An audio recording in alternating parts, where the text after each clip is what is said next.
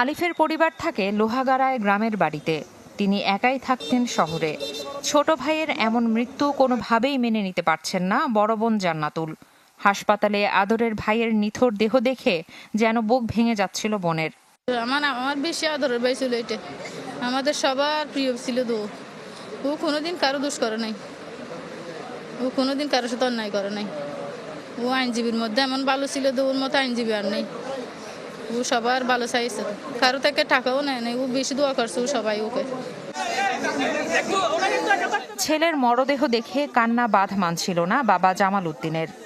আদরের সন্তানকে আইন পেশায় পাঠিয়েছিলেন মানুষের সেবা করার জন্য, কিন্তু এভাবে হত্যার শিকার হবেন যেন কল্পনাই করতে পারছিলেন না বৃদ্ধ বাবা।